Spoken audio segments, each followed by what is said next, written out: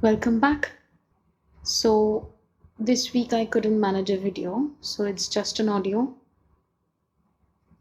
Today we shall be reading chapter 16,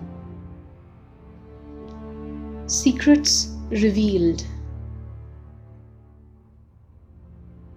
I think we have achieved what we came here for, said Sati. Gopal, Sati, and Shiva had retired to their chambers in Surapadman's palace. As a mark of goodwill, Surapadman had persuaded them to stay on for a few days and allow him to ready a few weapons for Shiva's army. Yes, I agree, said Gopal. Surapadman's offer of weapons, though token in nature, is symbolic. Not one other person from the Magadhan court has visited us, though, said Shiva. I hope that King Mahendra doesn't prevail upon Surapadman to do something unwise. Do you think he may prevent our ships from passing through to Ayodhya? Asked Gopal. I can't be sure, said Shiva. It is most likely he will cooperate, but it depends on how his father reacts. Let's hope for the best, said Sati. What about my proclamation, Panditji? It will be ready and distributed in a few weeks from now, said Gopal. Vasudev Pandits from across the country will give us constant updates as to the reaction of the people as well as the nobility. But what if the Vasudev Pandits are discovered? No, they won't. The royals may know that the Vasudev tribe has allied with the Nilkant, but they will never know the identity of the Vasudevs within their kingdoms. Shiva let out a long drawn breath. And so it shall begin. Bhagirath arrived in Kashi late in the evening and proceeded directly to the palace. On reaching there, he was informed that Shiva had gone to Magad to explore an alliance with Surapadman. Bhagirath therefore met Ganesh and Kartik to share his news with them. The Ayodhyans seem to have a backup plan, said Bhagirath. They expect Magad to block their ships from carrying their soldiers onward up the Ganga and towards Meluha. Hence they intend to cut through the forests and have their army move northwest, right up to the Dharmakhet. From there they can cross the Ganga and then use the newly built road to march to Meluha. That's logical, said Ganesh, but it will be slow. It will be many months before they can cut through the dense forests and reach Meluha. The war may actually be over by that time. Bhagirath agreed. True. Ganesh leaned forward. But I can see that there is more. Bhagirath could hardly contain himself. I know the identity of the one who leads our enemies. Maharishi Vrigu, suggested Kartik. Bhagirath was amazed. How did you know? Baba's friends the Vasudevs told us, answered Ganesh. Bhagirath had heard stories about the legendary Vasudevs. Do the Vasudevs really exist? Yes, they do, brave prince, said Kartik. Bhagirath smiled. With friends like them, Lord Shiva doesn't need followers like me. Ganesh laughed. He could not have known, when he agreed to your suggestion, that the Vasudevs would reveal the identity of the main conspirator. Of course, said Bhagirath, but at least we now know about their backup plan of marching through the impenetrable forest to the northwest of Ayodhya. Yes, that is useful information, Bhagirath, said Ganesh. Kartik suddenly sat up. Prince Bhagirath, did you meet Maharishi Vrigu personally? Yes. Kartik looked at Ganesh with concern. What's the matter? Asked Bhagirath. Did he look into your eyes while speaking with you, Bhagirath? Asked Ganesh. Where else would he be looking if he was talking to me? Karthik looked up at the ceiling. Lord Ram be merciful. What happened? Asked a confused Bhagirath. We have been told that Lord Vrigu can read your mind by looking into your eyes, said Karthik. What? That's impossible. He is a Saptarishi Uttaradhikari, Bhagirath, said Ganesh. Very few things are impossible for him. If he was distinctly looking into your eyes, chances are he has read your thoughts. So he may have some very sensitive information about our plans. Good Lord, whispered Bhagirath. I want you to carefully recall what you were thinking about while speaking with Lord Vrigu, said Ganesh. I spoke about... Karthik interrupted Bhagirath. It doesn't matter what you spoke. What matters is what you thought. Bhagirath closed his eyes and tried to remember. I thought that my imbecile father could not have been the true leader of the conspiracy. That's no secret, said Ganesh. What else did you think about?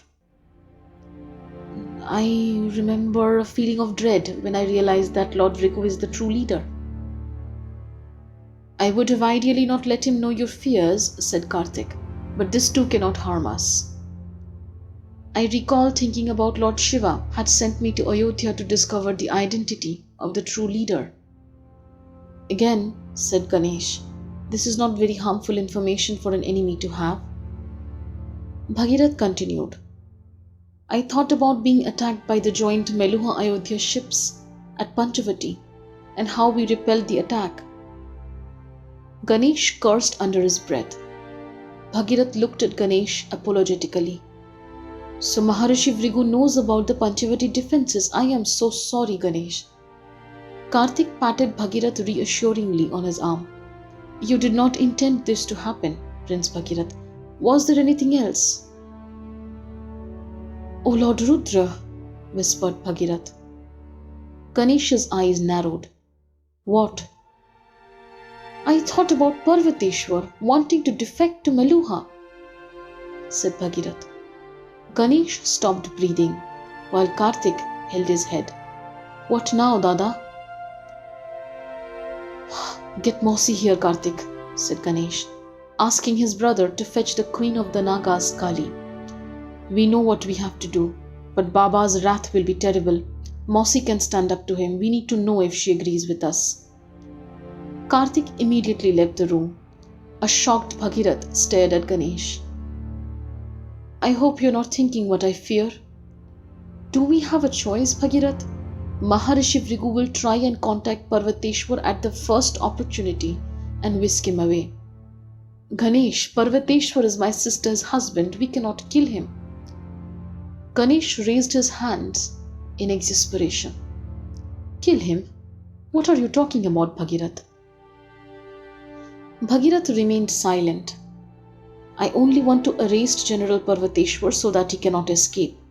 Bhagirath was about to say something when Ganesh interrupted him. We have no choice. If Parvateshwar goes over to their side, it would be disastrous for us. He's a brilliant strategist. Bhagirath sighed. I am not contradicting you. What needs to be done has got to be done, but we cannot kill him. I will not be responsible for making my sister a widow. I wouldn't dream of killing a man like Parvateshwar, but we have got to arrest him. For all we know, Maharishi Vrigu may already be attempting to make contact with him.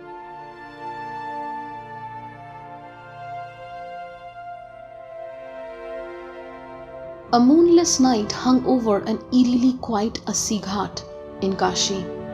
The normally busy port of 80 did receive a small number of ships at night, but the darkness had kept away even the few brave captains who attempted night dockings. A silent and pensive Parvateshwar was walking back from the ghat. He had just dropped the shrouded Vrigu to a waiting rowboat which would take him to a ship anchored in the middle of the river. Vrigu intended to stop at Prayag for a short while and then proceed to Meluha. General Parvateshwar. Parvateshwar looked up to see Kali. The flickering light from the torches revealed that she was accompanied by Ganesh, Karthik, and about 50 soldiers. Parvateshwar smiled.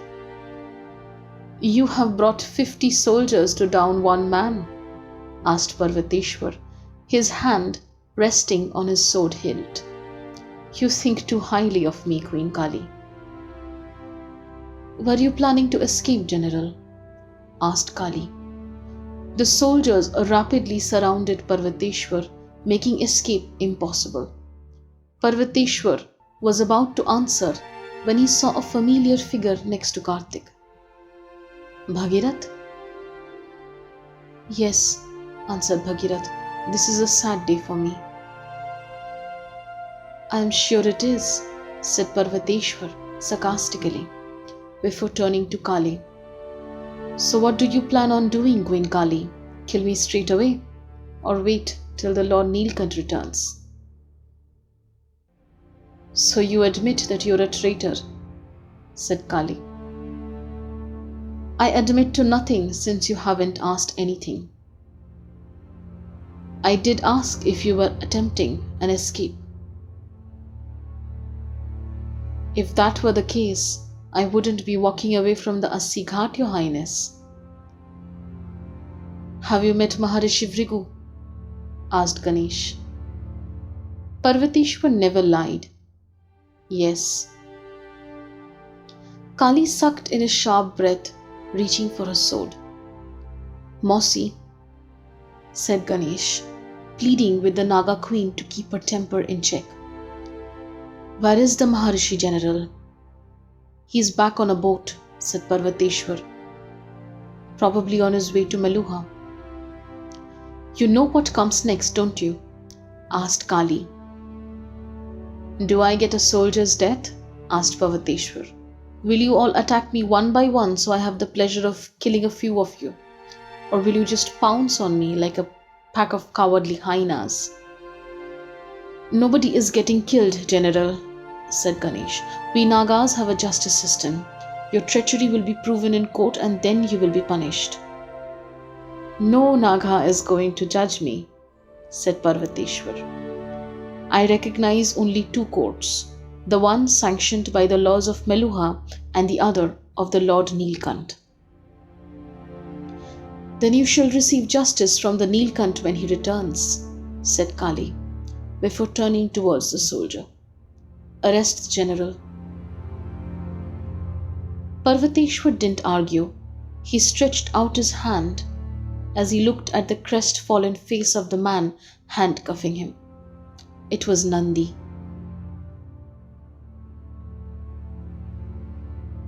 Shiva, Sati and Gopal were dining in the Neelkant's chamber at Magad. "The captain of the ship met me in the evening," said Sati. "All the weapons have been loaded. We can sail for Kashi tomorrow morning." "Good," said Shiva. "We can begin our campaign within a few weeks." Gopal had anticipated this. "I have already sent a message to the Pandit of the Narsimha temple in Magad. He will relay it to King Chandraketu, who will then set sail with an armada and await further instructions at the port of Vaishali. Bhagirath, Ganesh and Karthik will travel with them to Ayodhya," said Shiva. "Ganesh will lead the Eastern Command." "A wise choice," said Gopal.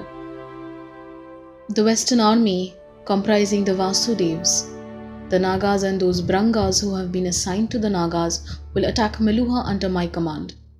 We will set sail along with Kali and Parvateshwar within a week of reaching Kashi." "I have already sent a message to Ujjain," said Gopal. "The army marched out with dismantled sections of our ships, which will be reassembled on the Narmada. We will sail together to the Western Sea and farther up the coast to Lothal." "What about your elephants, Panditji?" asked Sati. How will they reach Maluha? Our elephant corps will set out from Ujjain through the jungles and meet us at Lothal, answered Gopal. Gopalji, can the Narsimha temple pandits send out a message to Suparna in Panchavati as well? Asked Shiva. Kali has appointed her the commander of the Naga army in her absence. They should join us at Dinarmada. I will do that, Nilkant, said Gopal.